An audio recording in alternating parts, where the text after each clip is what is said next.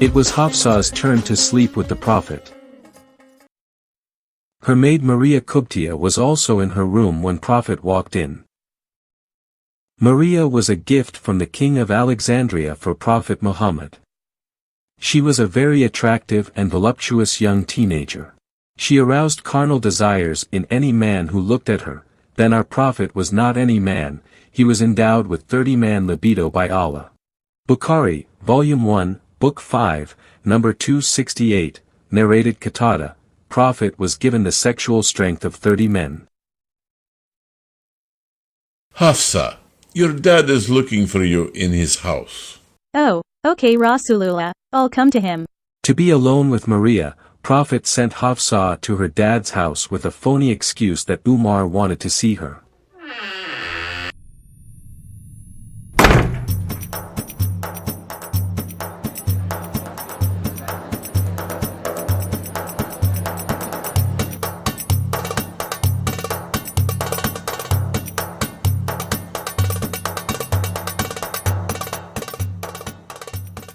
Mom, where is Dad? He has gone to the Al-Manasi field near Bakia to defecate. Why doesn't he go to the field behind our house? Because it is a sunnah to relieve yourself at the place where Prophet relieves himself. I will wait for him. It may be a long wait. He hides there afterwards to spy on Prophet's wives. Spy on Prophet's wives, what for? To make sure they are veiled according to Quran, Surah Al-Ahzab, verse 59, when they come to relieve themselves. As you know, this verse was sent by Allah at your dad's request. Sahih Bukhari, Volume 8, Book 74, Number 257, narrated Aisha, Umar bin al-Khattab used to say to Allah's apostle, "Let your wives be veiled," but he did not do so. The wives of the Prophet used to go out to answer the call of nature at night only at Al-Manasi. Once Sauda, the daughter of Zameh, went out and she was a tall woman. Umar bin al-Khattab saw her while she was defecating in a group, and said, "I've recognized you, O Sauda. Cover yourself better, it's Allah's order." Ah, Umar, what are you doing here? Are you watching me? Astaghfirullah, what's wrong with you? How disgusting. Sahih Bukhari, Volume 1, Book 8, Number 395, narrated Umar bin al-Khattab. Allah agreed with me on 3 things and revealed verses. One of them was the verse of the veiling of the women. Well, I can't wait that long. It is my turn with Prophet, he must be in bed waiting for me.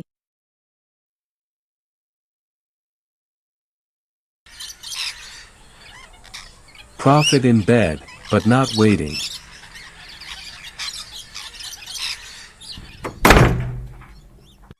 Where is Rasulullah?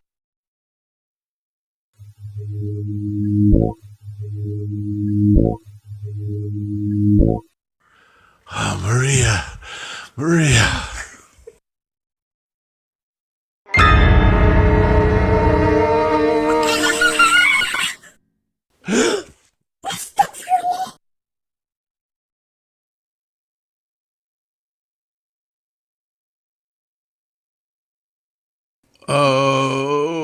Hafsa, how is your dad?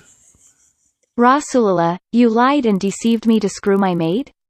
Hafsa, mind your language. Quran, Surah Al-Ahzab, verse 32 says, "O wives of the Prophet, you should talk to Allah's Prophet in an honorable manner." I will speak honorably to the Prophet when the Prophet stops acting dishonorably himself. Having sex with slave girls is not dishonorable. Allah has made them halal for me. Quran, Surah Al-Ahzab, verse 50. Muhammad, sex with slave girls and captured women is halal for you. I don't give a rat's behind who is halal for you and who is not. You can have sex with a she-camel for all I care. But I don't want it in my bed and on my night. Hafsa, calm down. I will tell you something. If you keep this incident a secret between you and me, and don't tell anyone, I take it oath that I will never touch Maria again. And please cool down first. go have a drink of cold water. Okay, I trust you with your oath. I have the urge to go to Al-Manasi now.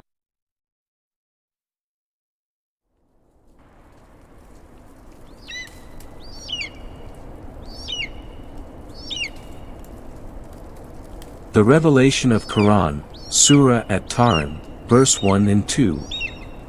Hafsah returned after a short while and found her husband again in bed with Maria. Rasulullah, you have a short memory. You had just said you will not touch her again. Yes, I did, but Allah revealed Quran, Surah at-Tarim, verse 1. After you left, it says, Muhammad, why do you forbid yourself what Allah has made lawful to you, just to please your wife? What about the oath you took? Allah dissolved my oath by Quran, Surah at-Tarim, verse 2, which says, Allah has ordained for you the dissolution of your oath, and Allah is your Mawla.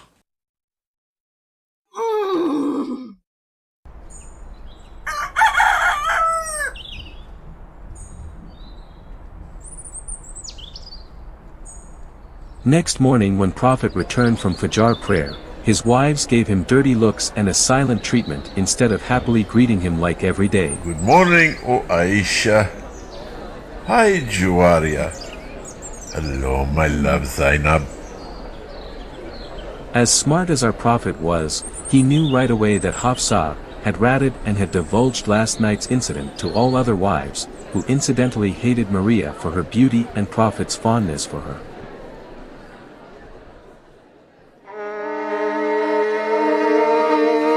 When I told you to keep last night's incident with Maria a secret to yourself, I trusted you. Why did you spread it? Who informed you that I spread it? Allah informed me. Quran, Surah at-Tarim, verse 3. The Prophet had trusted one of his wives with a certain incident.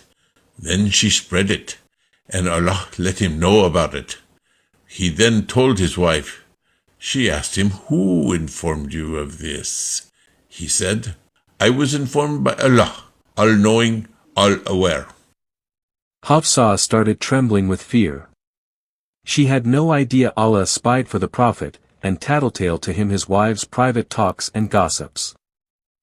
Angry Prophet then gathered all his resentful wives, and conveyed the following chilling message from Allah to them, which had just arrived. Quran, Surah at-Tarim, verse 5. If Muhammad divorced you all, Allah will give him in exchange wives better than you, who are submissive and devout. That message was a death sentence to the scared wives. A divorce meant starving to death, since no body was allowed to marry Prophet's wife according to an earlier verse. Quran, Surah at-Tarim, verses 10 and 11. On one hand, wives of Allah's prophets, Noah and Lut, misbehaved with their husbands, and they were put in hellfire. On the other hand, wife of the Kafir Pharaoh was well behaved, and she was awarded paradise. All the wives started wailing. Starving to death was one thing, burning in hellfire forever was something else.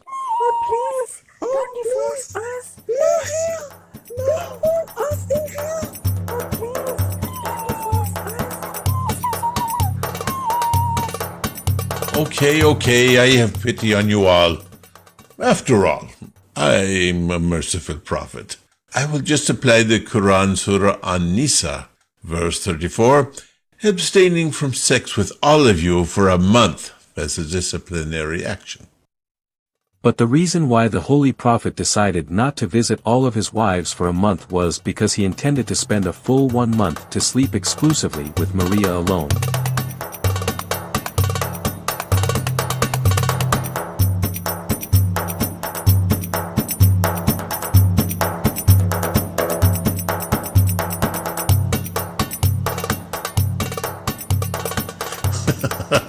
I'm so smart. This is like killing 2 birds with 1 stone.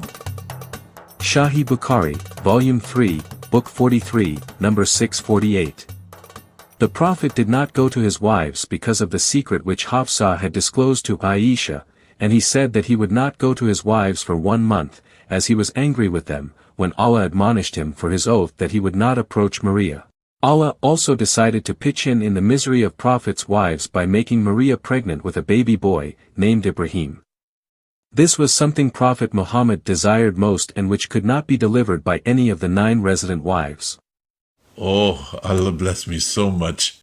Not only I got an extremely beautiful Jariyah, but I also got a son from her. Alhamdulillah.